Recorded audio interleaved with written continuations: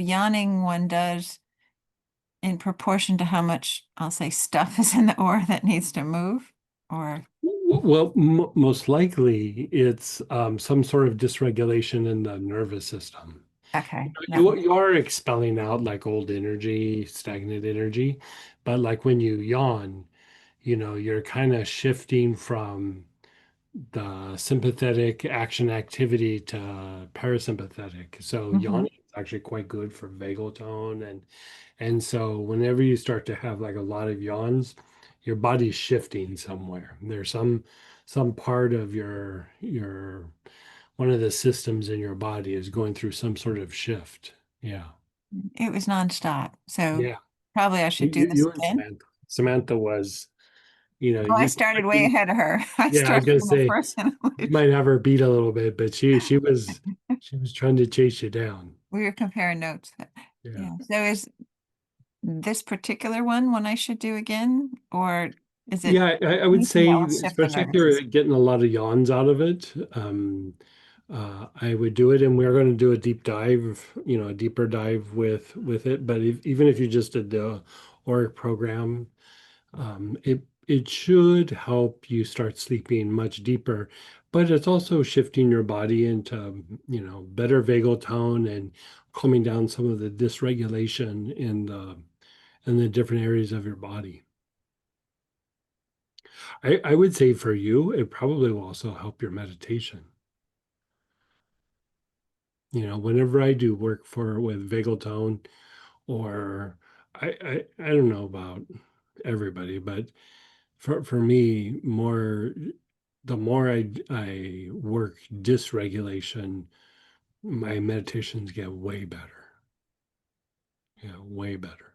And a particular aspect of meditation? Like, Especially like oneness, because if you think about you're dealing with the sympathetic nervous system and the parasympathetic. So you're dealing with intellect and intuition. mhm, But the sympathetic part of the nervous system also has to do with the external world, and the parasympathetic part of the nervous system has to do with the internal world.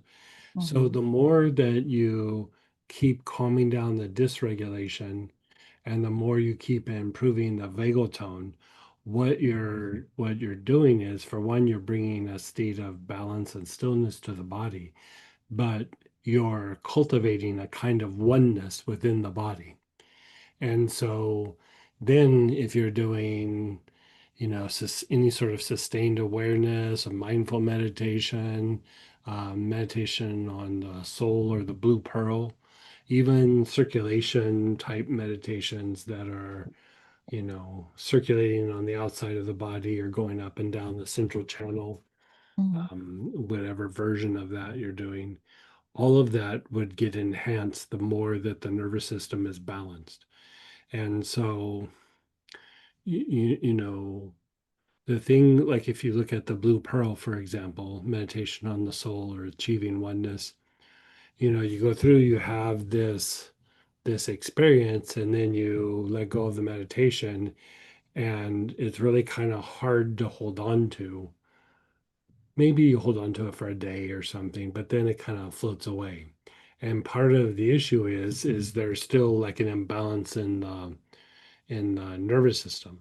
And so if you're able to bring that balance in the nervous system when you do the meditation, you go deeper, you have a better level of expansion because the expansion is in the body.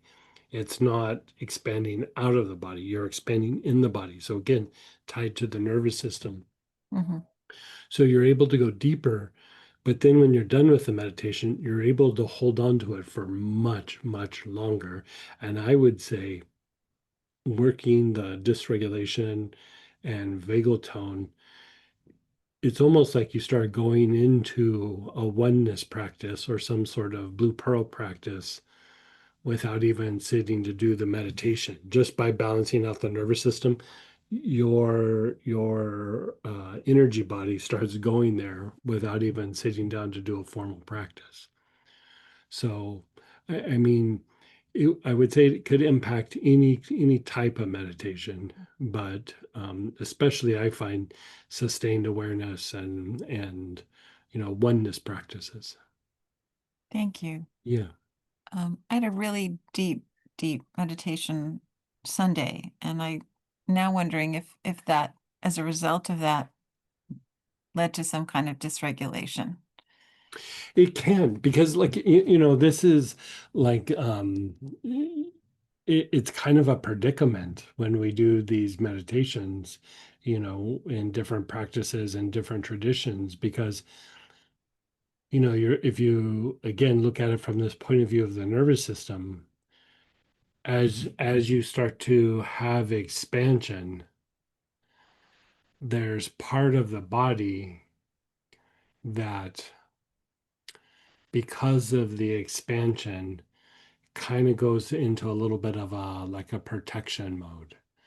Because you can only expand so much before the body is like, ugh, careful, you know. And so, I used to bring this up with Master Choa, like, you have a deep meditation, and then your body kind of goes into a little bit of a fight flight afterwards. And, then you kind of need to do healing or do something to calm down the stress response. And, you wouldn't think of meditation doing that, but a lot of times when people are doing meditation, like everyday meditation, or people have very simple practices, or they're doing something on an app, what they're really doing is they're just relaxing, so that doesn't really have quite the same Mhm. impact. But when you're really doing a practice where you're having like a deep level of expansion, a stress response is always built into that, because anytime you go to the extreme of something, eventually it produces the opposite result. So you have this deep level of peace at some point, because we're in a body. Your body then has a level or degree of a stress response. So the idea is like you have this deep expansion, and then right after that is to go and start treating like the dysregulation that can potentially come from that. And you'll eventually go deeper because of that, or you'll hold on to what happened. But for a while, you just keep kind of flip-flopping. Thank you for that. Yeah. Um, I had to crawl out of my cave this morning early and go into the city. And at some point, I realized I was holding this tension like I was on guard. Yeah. And at some point, I said, get out of your fear and move into your Right. heart. And Right. it was able to relax it, but I hadn't put it together so much with it being the Right. nervous system got pushed. So thank you. Yeah. You can only expand so much before the body feels like vulnerable, you could say.